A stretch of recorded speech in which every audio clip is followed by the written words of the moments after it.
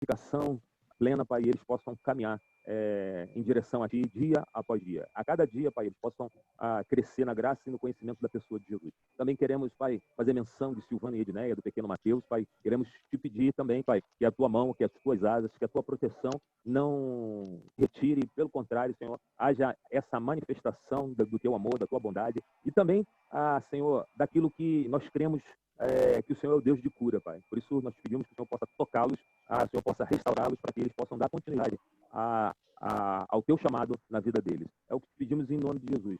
Oramos também, Pai, por aqueles que de alguma maneira estão passando também por situações difíceis de doença na família e Te pedimos, Pai, que o Senhor possa também confortá-los, trazer renovo, trazer, Senhor, a alegria, restaurar essa alegria, Pai. Por isso, no nome de Jesus, nós pedimos isso, Pai.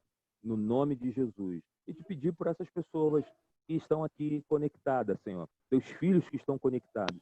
Te pedimos que a palavra encontre guarida nos seus corações e o Espírito seja fortalecido na força do Teu poder. É no nome de Jesus que oramos e é no nome de Jesus que nós cremos. Felipe, com você, para a gente orar. Em nome de Jesus. Amém. Amém, amado. Fonsa, quer falar alguma coisa? Não, amado, já voltei aqui, mas vou seguir, em nome de Jesus. Vamos louvar o Senhor. Amém, amados. Vamos adorar o Senhor com canções. Possamos adorar a Deus, em espírito e em verdade. Dizer o quanto o nosso Senhor é bom, o quanto nós precisamos dele.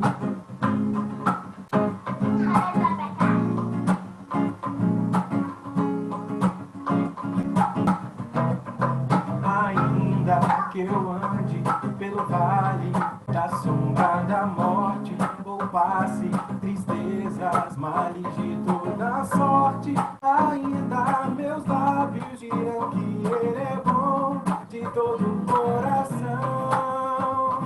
Meu Deus nunca chega atrasado, acerta nunca errado, não erra, não falha, guerreia até a batalha, tá sempre comigo até na tribulação. O meu Senhor é bom, o Senhor é bom, o Senhor é bom, o Senhor é bom, o Senhor é bom, direi de coração.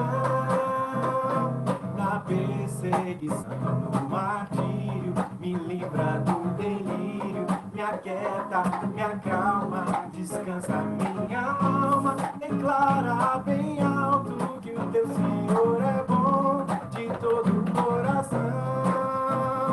Na perseguição, no martírio, me livra do delírio, me aquieta, me acalma, descansa minha alma, declara bem alto que o Teu Senhor, o Senhor é bom, o Senhor é bom, o Senhor é bom, o Senhor é bom, direi de coração, nele vou repousar, guardar a minha fé, doar a vida inteira, a fim de receber a vida de Jesus, poder lhe conhecer e dizer por revelação que o meu Senhor é bom. Diga no reggaeton, diga no reggaeton, diga no reggaeton que o Senhor é bom, que o Senhor é bom. Ainda que eu ande pelo vale da sombra da morte, eu passe tristeza, ali toda sorte, ainda os meus lábios girão, ainda os meus lábios girão. Meu Deus nunca chega atrasado, tá certo nunca errado, não erra, não falha, guerreiro em batalha, eu sempre vou dizer então que o meu Senhor é muito, muito, muito bom. Diga no reggaeton, diga no reggaeton, diga no reggaeton que o Senhor é bom, que o Senhor é bom, o Senhor é bom. O Senhor é bom, o Senhor é bom, o Senhor é bom,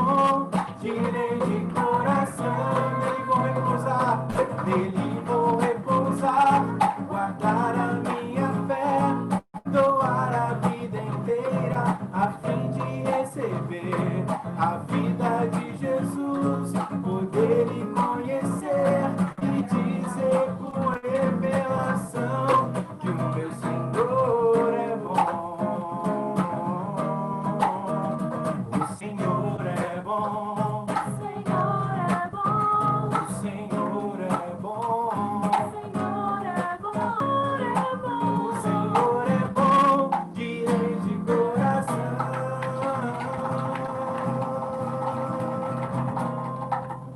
Glória a Deus. Nosso Deus é bom o tempo todo. Glorificado seja o nome do Senhor. Aleluia.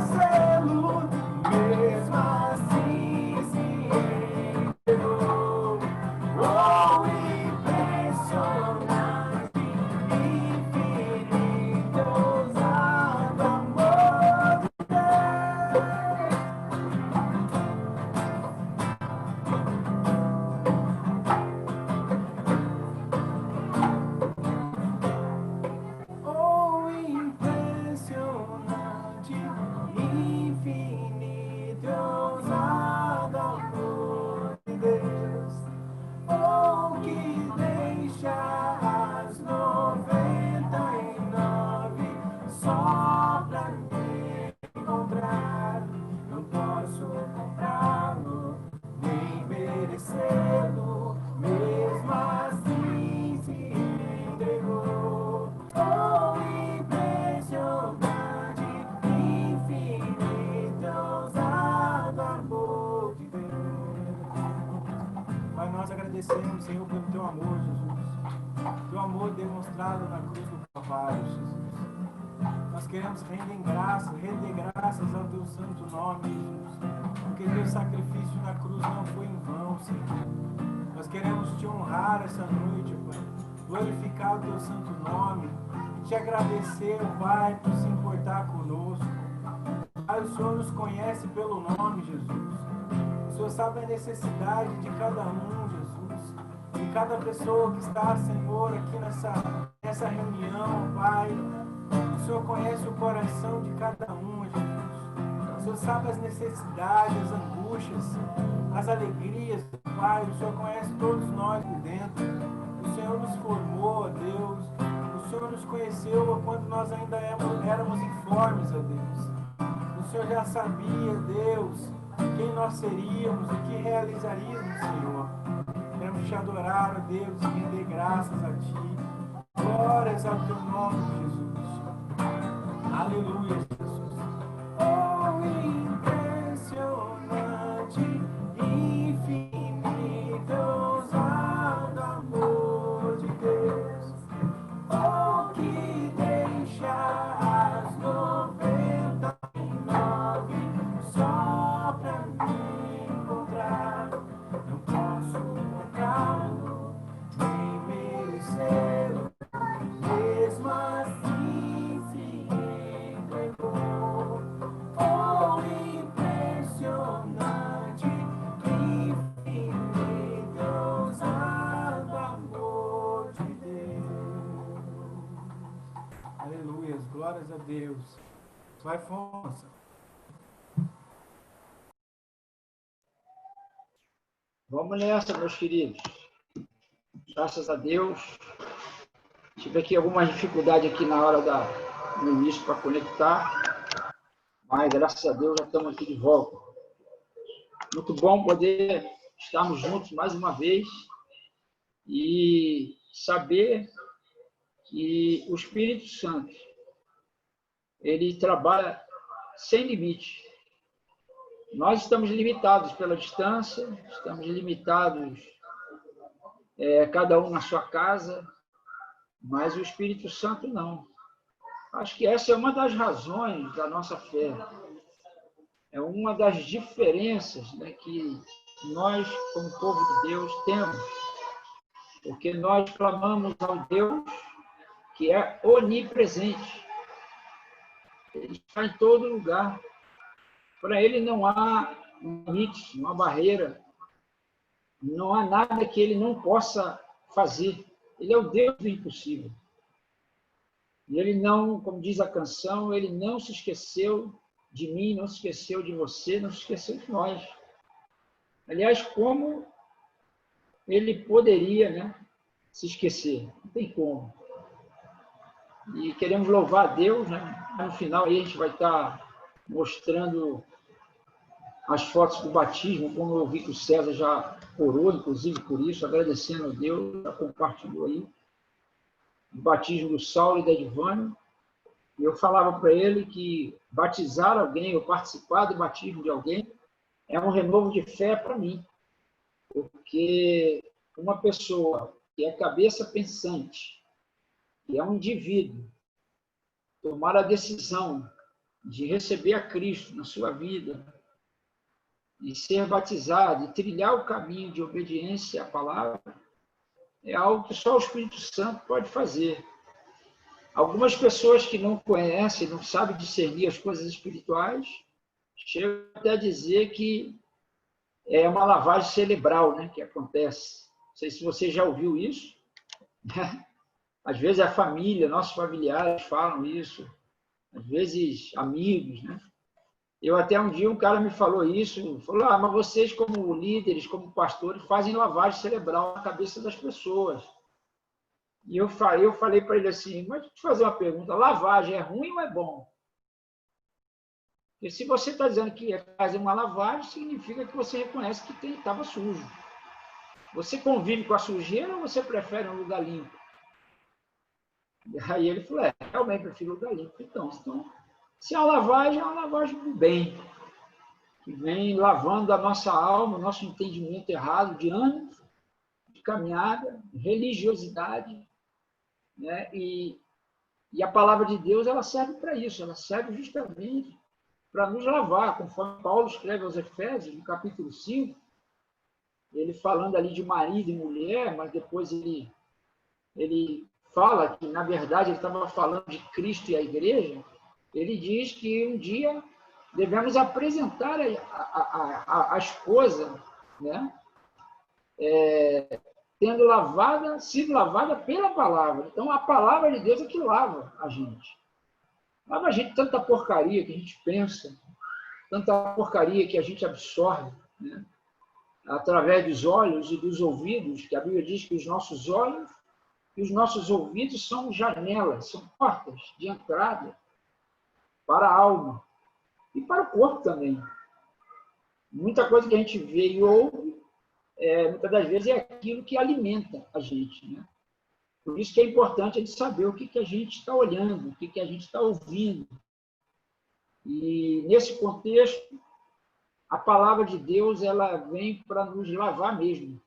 Nós ouvimos a palavra e quando abrimos nosso coração, essa palavra, ela lava a nossa alma. Às vezes a gente está numa situação difícil, complicada, e vem uma palavra, uma mensagem que a gente ouve, um texto que o irmão envia pelo WhatsApp, no Facebook, uma mensagem ouvida, e aquela palavra entra e ela dá um norte para nós. Às vezes o norte é a cruz, ou na maioria das vezes, é você ter que perdoar, é você ter que renunciar, é você ter que negar a si mesmo, coisa que não é prazerosa para a carne, né? Mas ela é algo que glorifica a Deus, e sobretudo quando a gente obedece, quando a gente pratica a palavra recebida no coração.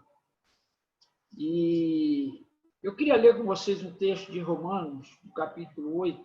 Você que está anotando, você que está aderindo a esse hábito de anotar, que é um hábito bom, excelente, né? Você que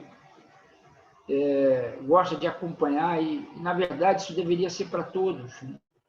Anotar, depois ler de novo, enfim. Sermos como aqueles irmãos lá que Paulo chamou, né? Lá de Bereia, da cidade de Bereia, eles eram mais zelosos, eles ouviam e conferiam a palavra. E eu animo vocês a anotar e conferir o que nós falamos aqui e ver se procede, se é de Deus ou não. Da mesma maneira, oriento vocês a ouvirem com quem vocês quiserem. A internet está aberta. As palavras estão sendo pregadas, mas você deve ouvir, refletir e ir para Deus. E ouvir de Deus a confirmação daquilo que é Deus. Um exemplo mais simples e caseiro, você conversa com a Darcy, ela vai ensinar para você um segredo. Tá? Não vou nem falar aqui, porque quem não sabe, depois liga para ela, aproveita para dar uma boa noite para ela e pergunta assim, que segredo é esse que Fonseca falou? Aí ela conta para você. Não vou nem contar, vou dar trabalho para Darcy. Muito bem. Romanos 8, versículo 33 em diante, nós estamos muito acostumados a ler Romanos 8, né, 28 e 29, certo? E agora nós vamos passar aqui um pouquinho. Vamos para o verso 33. Ou podemos até pegar o verso 31, para pegar um contexto. Romanos 8, verso 31. Diz assim: que poderemos dizer diante de coisas tão maravilhosas? Eu estou lendo uma versão NVT. Uma versão NVT, uma tradução que ela explica melhor as palavras. Vamos lá, vou repetir. Que podemos dizer diante de coisas tão maravilhosas? Se Deus é por nós, quem será contra nós? Se ele não poupou nem mesmo seu próprio filho, mas o entregou por todos nós, acaso não nos dará todas as outras coisas? Quem se atreve? Olha como é que o apóstolo escreve. Quem se atreve a acusar os escolhidos de Deus? Ninguém, pois o próprio Deus nos declara justos diante dele. Quem nos condenará? Então, ele fala, ninguém, pois Cristo Jesus morreu e ressuscitou e está sentado no lugar de honra. Olha que coisa tremenda. À direita de Deus, intercedendo por nós. Aqui, abrindo um parênteses, eu me lembrei agora daquela passagem que quando Jesus falou para Pedro que Satanás ele estava reclamando, reivindicando a vida dos discípulos para peneirá-los como se peneira o trigo. E Jesus fala para Pedro, mas eu intercedi por você. Olha, o próprio Jesus intercedendo por mim, intercedendo por você, intercedendo por nós. Verso 35. O que nos separará do amor de Cristo? Serão aflições? É para se pensar, né? Porque muita gente, muitos de nós, no momento de aflição, pensa em jogar a toalha. Eu já pensei em jogar a toalha. Todo mundo pensa. Aí ele fala, ou calamidade. Ele parece que ele coloca uma coisa ou outra, né? Ele bota assim, serão aflições ou calamidades? Perseguições ou fome? Miséria? Perigo? Ou ameaças de morte? Como dizem as Escrituras, por causa de ti, enfrentamos a morte todos os dias. Olha que coisa tremenda. Por causa de ti, enfrentamos a morte todos os dias. Somos como ovelhas levadas para o matadouro. Mas apesar de tudo isso, somos o quê? Dá para você ler aí na sua Bíblia? Verso 37. Lê para você com voz alta.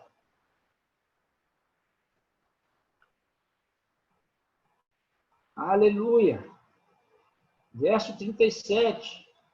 Mas apesar de tudo isso, somos mais que vencedores por meio daquele que nos amou.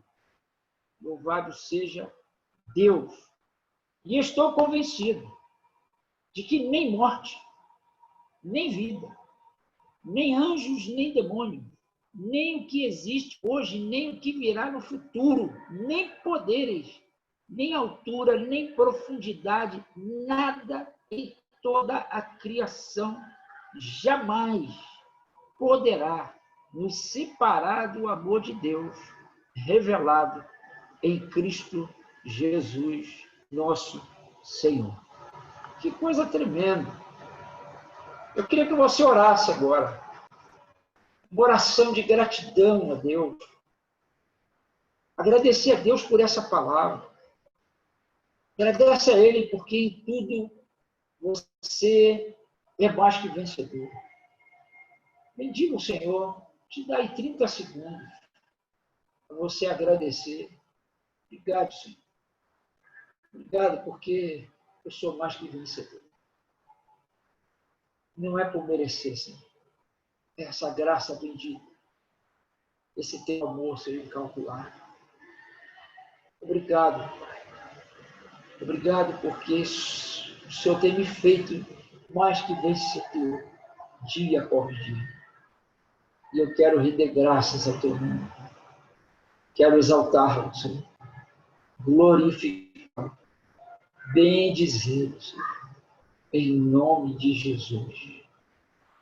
Amém. Amém. Graças a Deus. Porque apesar de tudo isso, somos mais que vencedores. Essa palavra, ou esse versículo 37, que diz que somos mais que vencedores por meio daquele que nos amou, ela nos demonstra que há uma batalha travada, há uma luta, há uma guerra, há um ambiente em que cada um de nós lutamos diariamente. E creio que quando falamos, sobretudo, de uma luta individual, esse ambiente dessa luta que travamos diariamente está mais dentro de nós do que fora de nós. Existe um livro chamado Mente, Campo de Batalha. A maior das lutas que travamos, queridos, está no nosso pensamento. A nossa mente, ela é um ambiente, ela é um campo de batalha que constantemente luta em aflições, em sofrimentos, em sentimentos, em desejos. Os quais se levantam contra nós devido à natureza caída. Mas nós precisamos lembrar que em Cristo nós não precisamos mais nos submeter a essa natureza passada. Nós não podemos deixar que a velha Nívia, o velho Fonseca, o velho Maurílio, o velho Gomes, o velho Noé, que está aí, o velho Alessandro, a velha Maria Cristina, aquela pessoa que vivia independente de Deus, governe sobre os nossos pensamentos, cada pensamento e cada sentimento. Nós precisamos entender que nós somos criaturas renovadas. Assim como Saulo e Edivânia hoje foram batizados e se tornaram novas criaturas em Cristo Jesus, as coisas velhas se passaram, eis que tudo se fez novo. E hoje nós estamos postados, nós estamos fincados naquele que nos amou e aquele que garantiu o seu amor, que nos sustentará acima de qualquer circunstância. Quando a palavra fala que somos em tudo mais que vencedores, está dizendo dessa batalha que nós travamos. E essa batalha, ela nos apresenta 3 inimigos que lutam em combate frontal, todos nós, diariamente. A raiz de toda guerra que a gente tem travada no nosso dia a dia, ela é a rebelião contra Deus. Porque nós sabemos que o homem vivia em plena amizade, comunhão perfeita com Deus, mas o pecado o afastou dessa amizade, dessa comunhão. E esse pecado, que é o orgulho, cuja raiz é o orgulho, ele gerou no homem uma condenação, gerou no homem uma escravidão. E Paulo nos diz em Romanos que o pecado que habita em nós, muitas das vezes quer determinar as nossas atitudes e ações. E esse pecado que manifestou a rebeldia, a desobediência a Deus, tenta nos governar diariamente. É por isso que você ainda sofre, se é que eu posso dizer assim, luta, melhor dizendo, contra sentimentos e pensamentos diários que vêm, que você às vezes não sabe nem dizer de onde veio. Eu não sei com vocês, mas às vezes eu estou orando, de olhos fechados, ajoelhado, e do nada surge um pensamento absurdo que me causa ansiedade, me causa preocupação, me causa um sentimento de condenação, algumas vezes. E aí eu lembro que nós estamos em guerra, que nós estamos numa luta travada, porque a rebelião, o pecado que ainda habita em nós, ele luta diariamente para nós fazermos a nossa própria vontade, ou a vontade da carne, melhor dizendo. E foi isso que Paulo falou nas suas palavras, ele disse que o bem que eu quero fazer, eu não faço.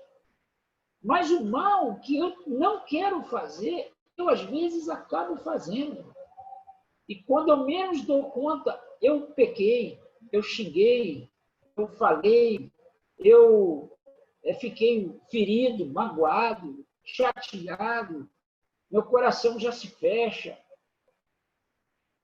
E essa é uma luta que nós temos que travar, é uma luta que acontece dentro de nós. A raiz de toda essa guerra é a rebelião contra Deus. Mas como é que um crente que já nasceu de novo, já foi batizado, ele pode estar em guerra contra Deus? Como? Quando ele cultiva uma amizade com aqueles inimigos de Deus. A gente pensa, né, e fala sempre que o inimigo de Deus é o diabo. Mas a Bíblia, ela cita 3 inimigos com quem nós não podemos ter amizade. Nós temos que sacrificar, nós temos que ir para cima desses 3 inimigos básicos, se é que nós desejamos realmente viver de acordo com a nova natureza que nós temos e recebemos de sermos filhos de Deus. Tiago, o apóstolo Tiago, na sua epístola, ele nos mostra 3 inimigos que nós precisamos enfrentar. Um deles é o mundo. O mundo, a carne e o diabo. Esses 3 inimigos são inimigos de Deus. E esses 3 inimigos lutam contra tudo aquilo que invoca o nome de Deus. Aí é importante a importância de nós entendermos e compreendermos esses inimigos para que nós possamos lutar com as armas certas. Porque estar numa guerra sem saber que está, esse é o primeiro ponto que eu queria chamar a sua atenção. Você está numa batalha espiritual. Eu falei para o Saulo hoje, quando você decidiu obedecer o mandamento do Senhor, recebendo Jesus como Senhor e Salvador da sua vida, se batizando, você decretou batalha, guerra espiritual contra todo mal. E um deles é esse que nós estamos falando, é a carne. A carne luta constantemente contra nós para poder nos conduzir num caminho de destruição. Porque nós sabemos que por trás de tudo isso está o inimigo, como é que eu posso dizer assim, o inimigo eterno, que é Satanás. Então, no livro de Tiago, deixa eu pegar aqui o capítulo certo, eu acho que é capítulo 4, deixa eu ver. Tiago, deixa eu só conferir aqui, queridos. Não, Tiago capítulo 4. Tiago capítulo 4, você vê que ele começa perguntando assim: de onde procedem guerras e contendas que há entre vós? De onde? Senão dos prazeres que militam na vossa carne. Cobiçais e nada tendes, matais e invejais, e nada podeis obter. Viveis a lutar e a fazer guerras. Você vê que o apóstolo Tiago, claramente, ele declara essa batalha espiritual a qual todos nós estamos sujeitos. Queridos, isso aqui não é uma opção. Você entrar ou não. Você já está na guerra. É importante você ter essa consciência. Porque o outro lado não negocia. O outro lado não negocia. E Tiago aqui, ele nos dá essa luz quando ele fala no versículo 4, do capítulo 4. Cadê? Eu pulei aqui, desculpa. Sim. Infiéis, não compreendeis que a amizade do mundo é inimiga de Deus? Tiago, capítulo 4, verso 4. Infiéis, não compreendeis que a amizade do mundo é inimiga de Deus? Aquele, pois, que quiser ser amigo do mundo, constitui-se o quê? Inimigo de Deus. Então, você vê que nós já temos uma referência que o mundo é um grande inimigo de Deus e é um inimigo nosso também. Isso se nos tornarmos amigos de Deus. O mundo aqui é a sociedade humana com seus valores, princípios. É claro que ele não está dizendo aqui que nós nos tornamos inimigos, por exemplo, de uma cachoeira, de uma praia, né, de um lugar criado por Deus para o nosso deleite, inclusive. Mas ele está falando aqui de seus valores, de seus princípios, filosofia, que vivem à parte da vontade de Deus. Esse sistema que rege o mundo, ele é um sistema anti-Deus. Namoro, sexo fora do casamento, por exemplo. Uma vida de prostituição, de mentira, de fraude, de roubo, de desvio da verdade. Que todos nós sofremos tentações de mentir. Todos nós temos essa luta dentro de nós. Quantas vezes eu mesmo, sendo cristão, sendo pastor, já sofri com isso, um pensamento até de mentir. Várias vezes.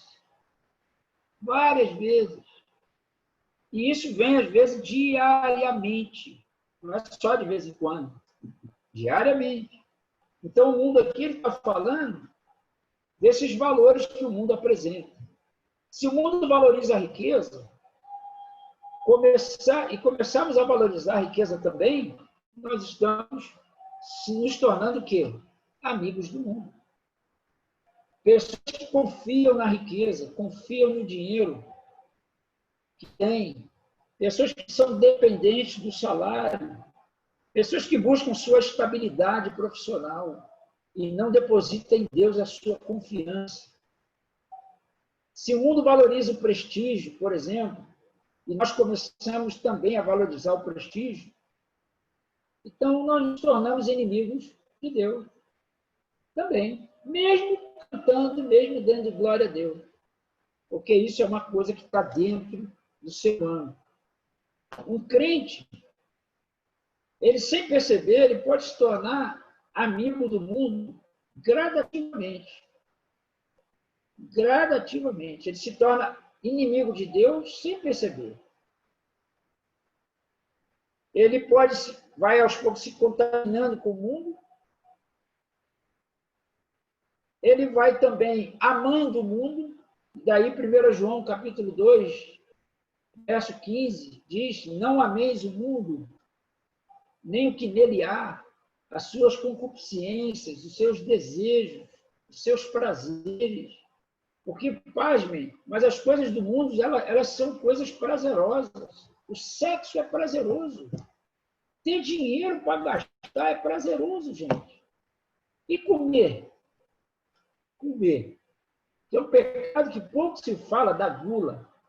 Ainda mais em época de pandemia, tem gente que está comendo direto. Está tudo fofinho, mas não é de saúde. É que está gordo mesmo. Por quê? Porque ama comer. Tem gente que chega e fala assim, eu amo comer. Tá? Comer, se alimentar, beleza. Agora, comer com olho gordo, né? E eu não falo isso aqui, amados, como se eu tivesse domínio sobre isso. De vez em quando, eu percebo que eu preciso lutar contra isso. Eu gosto muito de doces, sabe? De paçoquinha, né? Eu cheguei a uma época e falei para a Marta, não compra mais não. Aí, de vez em quando, eu passo o tempo a comprar. A gente vai procurando exercitar um pouco desse domínio próprio contra a gula, né? Contra a comida. E qual vai ser o resultado de tudo isso? O resultado de tudo isso, amor, é quando nós acabamos nos conformando com esse mundo, nós seremos condenados com o mundo. 1 Coríntios, no capítulo 11, o verso 32. 1 Coríntios 11, verso 32.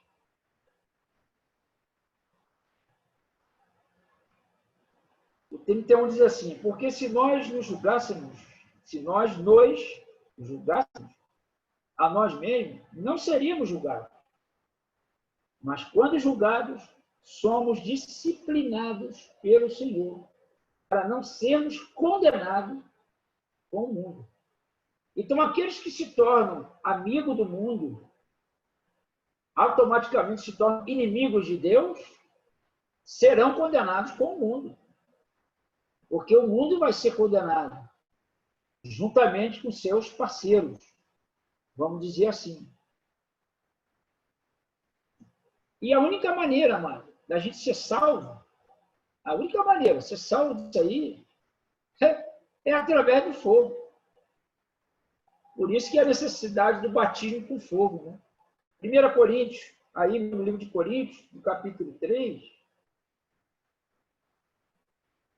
no verso 11 a 15, 1 Coríntios, capítulo 3, verso 11 a 15, diz assim, porque ninguém pode lançar outro fundamento além do que já está posto, o qual é Jesus Cristo. Contudo, se o que alguém edifica sobre o fundamento é ouro, prata, pedras preciosas, madeira, feno, palha, manifesta se tornará a obra de cada um, pois o dia a demonstrará o que está sendo revelado pelo fogo. E qual seja a obra de cada um, o próprio fogo o provará. Se permanecer a obra de alguém que sobre o fundamento edificou, esse receberá galardão. Se a obra de alguém se queimar, sofrerá ele dano, mas esse mesmo será salvo, todavia, como que através do fogo. Aí olha o que ele diz no 16. Não sabeis que sois santuário de Deus e que o Espírito de Deus habita em vós? Se alguém destruir o santuário de Deus, Deus o destruirá, porque o santuário de Deus, que sois vós, é sagrado. Então você vê que ele deixa claro que o exemplo que eu dei aqui da gula, né, que é uma prática que a gente quase não percebe, né, a gente vai caindo nisso, ofende o quê? Ofende o corpo, que é templo do Espírito Santo. E se você olhar para um aspecto clínico, médico somente, é óbvio que uma pessoa que se alimenta mal ou pratica glutonaria, ela come porcaria. Ela come uma comida que todas as vezes não a alimenta corretamente. E você, não sei se você vai entender o que eu vou dizer, mas uma boa alimentação, ela ajuda muito a nossa alma, o nosso espírito.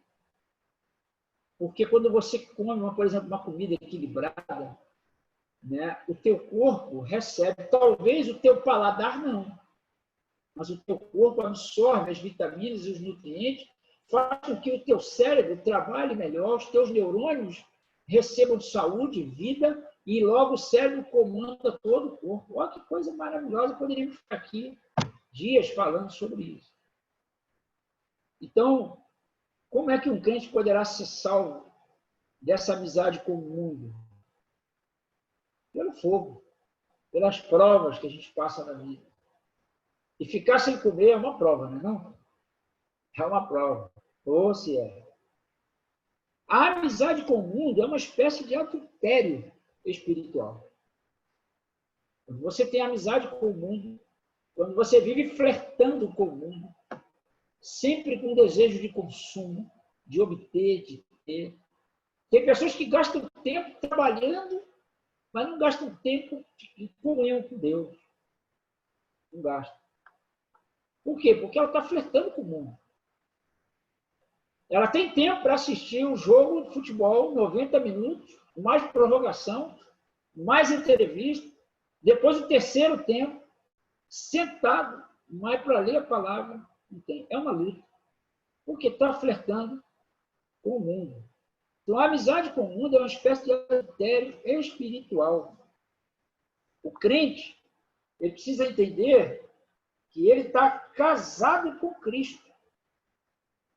Romanos, capítulo 7, verso 4. Romanos, capítulo 7, verso 4. Ele diz que o crente está casado com Cristo. Diz assim: assim, meus irmãos, também vós morrestes relativamente à lei, por meio do corpo de Cristo, para pertencerdes a outro, a saber, aquele que ressuscitou dentre os mortos, a fim de que frutifiquemos para Deus. Porque quando vivíamos segundo a carne, as paixões pecaminosas postas em realce pela lei operavam em nossos membros, a fim de frutificarem para a morte. Você vê que Paulo, ele mantém essa linha de pensamento, dizendo que o que nós comemos, o que nós nos alimentamos, tem uma influência, muitas das vezes, na nossa alma, ao ponto de lançar nossa alma no juízo de Deus. E nós precisamos entender isso. O verso 3 diz: de sorte que será considerada adúltera, se vivendo ainda o marido, unir-se com outro homem.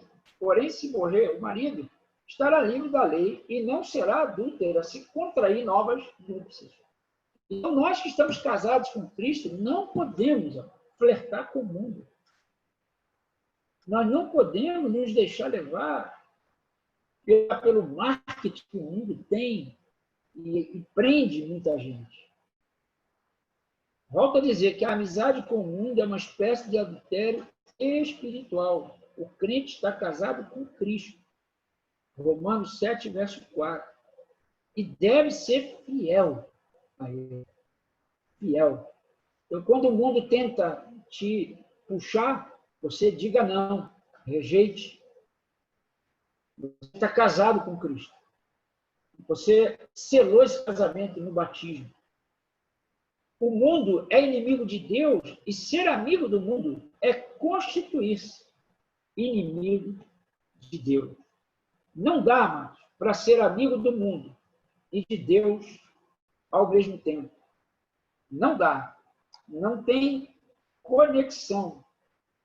Isso aí não funciona. Isso aí não vira. Porque Deus, ele tem ciúmes de você. 1 João, capítulo 2, verso 15. Eu já estou encerrando. 1 João, capítulo 2, verso 15 ao verso 17. Ele diz aí: não ameis o mundo, nem as coisas que há no mundo. Se alguém amar o mundo, o amor do Pai não está nele. Olha que declaração forte, mano. Olha que declaração forte. Não ameis o mundo, nem as coisas que há no mundo. Se alguém amar o mundo, o amor do Pai não está nele. Porque tudo que há no mundo, a concupiscência da carne, a palavra concupiscência aqui é desejo, tá? A concupiscência dos olhos e a soberba da vida não procede do Pai, mas procede do mundo.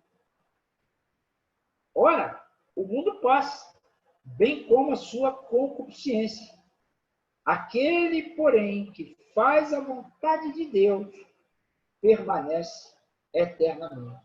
Então, como é que a gente vence o mundo? Fazendo a vontade de Deus. É assim que nós vamos vencer esse inimigo que luta constantemente contra nós. E é por isso, amado, que as empresas, elas trabalham fortemente nos marketings. As lojas mudam as vitrines semanalmente. As peças, às vezes, são as mesmas, mas eles mudam o design para sugerir a você a novidade. E eu sempre falo isso, né? Se você quer se sentir pobre, dá um passeio no shopping. Ainda mais lá em São Paulo, tem um shopping lá que é caro pra caramba. Você dá um passeio no shopping, você olha as vitrines, você tem uma sensação que é pobre, você não tem nada. Dá logo vontade de comprar alguma coisa, é ou não é? Parece que desperta dentro de nós o negócio. Vai numa agência de carro, você passa numa agência de carro, você vê um carro que chama a tua atenção, você fala, cara, estou precisando trocar de carro. Precisa nada. Eu andava a pé, era um ralé. Graças a Deus tem que ter um carrinho, e aí fica com esse negócio. Por quê? Porque o mundo, ele trabalha para nos atrair, ele trabalha para nos puxar, para nos chamar para ele. Porque ele é inimigo daquele que habita em nós, aquele que nos tornou mais do que vencedores. E em Cristo Jesus, amado, nós podemos vencer esse inimigo, sim. Com oração, com jejum, ouvindo a Deus, na dependência de Deus, orando para ouvir o que Ele quer, o que Ele tem para nós. Não estamos proibidos de comprar, de desfrutar das coisas que tem na vida. Não. Mas nós precisamos entender que nós somos filhos de Deus e, como filhos de Deus, nós precisamos viver vencendo esse inimigo de Deus, que é o mundo. E não nos render, não nos entregar. Você jovem, você que pensa em formar uma família, aguarde o teu tempo, aguarde o teu momento, espere em Deus. Deus vai te dar um jovem, uma jovem que de verdade vão formar uma família que vai glorificar a Deus. Você terá teus filhos, a tua vida será muito, muito maior do que você pensa, porque o que Deus tem reservado para nós são coisas ainda que olhos nunca viram, ouvidos nunca ouviram, e nunca penetrou no coração do homem o que Deus tem reservado para os seus.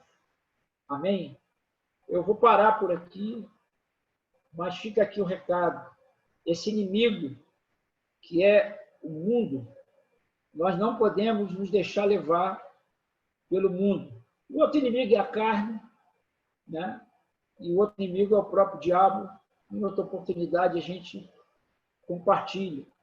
Lembrar você que o mundo aqui é a sociedade humana com seus valores, princípios, filosofia, que buscam viver a parte de Deus. Não sabe esperar o tempo de Deus, não sabe confiar que Deus tem o melhor, não sabe esperar o presente que Deus tem guardado para os seus filhos. Ele é pai, e como pai, ele quer abençoar os seus filhos. Deus nos ajude, em nome de Jesus. E na força do Espírito Santo, nós podemos marchar, vencer esse inimigo que tem lutado contra nós. Às vezes, a gente pensa que Deus esqueceu de nós. Não, Deus não esqueceu de nós. Jesus falou, Pai, eu não peço que tu os tires do mundo, mas que tu os livres do mal. Então, o mal está no mundo. O mundo jaz no maligno. Mas nós estamos em Cristo Jesus, o nosso Senhor e Salvador, que nos deu e nos dá a vitória. Amém? Que Deus abençoe sua vida grandemente, fortaleça e que você se alimente das coisas que são os céus, das coisas eternas, para que o mundo não tenha vez. Lembre, o mundo não vai parar de tentar te abraçar. O mundo está aqui para isso, é o papel dele. Os valores do mundo. Mas nós temos os nossos valores. Nós, como filhos de Deus, como família de Deus, temos nossos princípios, os quais estão escritos na sua palavra. E nós temos que viver assim, como cidadãos do céu, vivendo aqui na terra. Deus te fortaleça, te dê graça para você vencer o mundo a cada dia, em nome de Jesus. Amém? Amém. Graças a Deus. Bom, eu não sei se a Fernanda já está aí com a foto do batismo do Saulo. Está aí, Fernanda? Ela já está preparando ali para colocar. É uma alegria para nós. A gente quer mostrar porque para todos se alegrarem com os nossos irmãos. Aí, ó. Saulo Antunes. Glória a Deus. Tem da Edivânia também, não? Hein, tio? Tem da Edivânia também. Estamos mostrando para vocês celebrarem ao Senhor, mano. A Edivânia. Oi.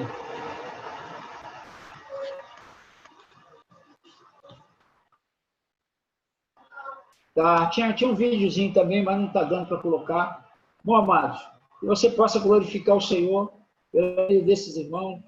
Quem tiver o telefone deles aí, pode enviar uma mensagem de gratidão, de boas-vindas. Em nome de Jesus. Amém. Amém, amados? Amém. Amém. Amém. Deus seja louvado. Aleluia. Glória a Deus. Amém. Bem, tenham todos uma boa semana, na paz do Amém. Senhor. Boa semana, na paz de Jesus. Um beijo nos Você? corações. Oi. Você